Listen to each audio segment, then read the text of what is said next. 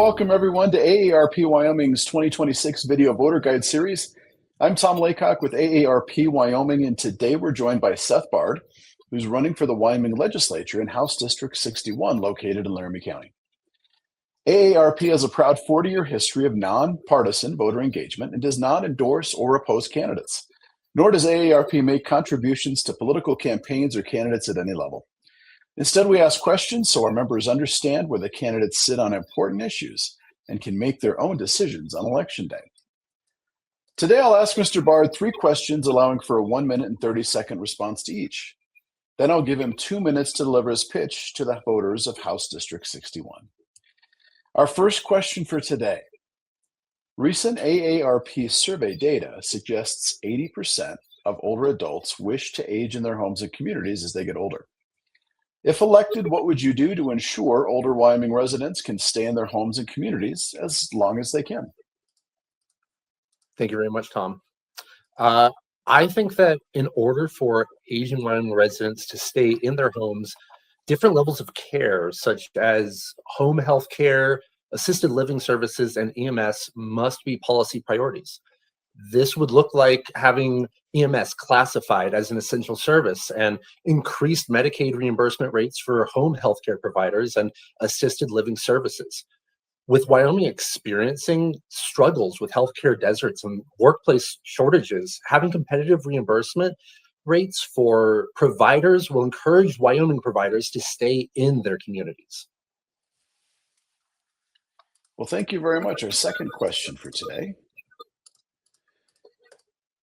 AARP Wyoming's 2023 Vital Voices survey and our 2025 member survey show that members are seeking candidates who will help protect them from fraud and scams. In recent years, we've seen scammers evolve to using crypto ATMs and deed fraud to separate Wyomingites from their cash. How would you work to protect older adults from fraud and scams? I've had older family members that have fallen victim to these types of scams. I've seen firsthand the harm, stress, and the emotional cost of the victims. This last legislative session of the Wyoming Office of Homeland Security was actually upgraded to a full executive department. That is a major development in protecting Wyoming residents from ongoing scams, frauds, and cyber attacks. With the rapid growth of AI, we can only expect to see a rapid growth of wrongdoers using it in this way. I would work closely with the new Department of Homeland Security to make sure that they have the resources they need to crack down on deep fraud and other types of digital scams, while also looking into what options we have to create statutes that would give law enforcement and prosecutors the discretion needed to bring these scammers to justice. Well, thank you. Our third and final question for today. We know Wyoming residents are concerned about rising property taxes. While property taxes can be burdensome for some, they also fund critical state and local services. These services include local transportation, home-delivered meals, and home health services that keep older adults aging in place. If elected, how would you balance the need for relief with ensuring critical services stay in place? Well, recently, we've actually seen significant cuts to property taxes, including a 25% tax cut across the board, I believe, in the 2025 session. While that is great news and some want to see more done, we're still waiting to see what the long-term impacts are going to be to Wyoming's revenue streams. Wyoming has a long history of caring for their own, and it is our fiscal responsibility to make sure Wyoming is taken care of and that our bills are paid.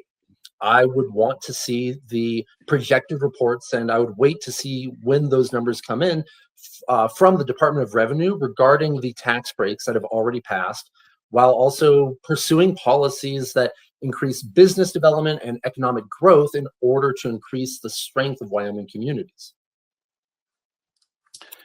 Well, Mr. Bard, thank you very much for taking the time to answer our questions. Now, let's give you 2 minutes to explain why you think you're the best person to represent House District 61. Thank you very much. Right now, I'm a National Guardsman with the Wyoming Air National Guard, and I'm going back to school, and I'm serving as a caretaker for my mother. I earned my Eagle Scout here in Cheyenne, Wyoming, where actually Governor Matt Mead attended the Eagle project that I put on. And that was one of my firsthand introductions to politics that really resonated with me and stuck with me as a young man. It was the first time that I felt like they had really impacted my day-to-day life. And I really admire former Governor Mead for making that time and having that impact.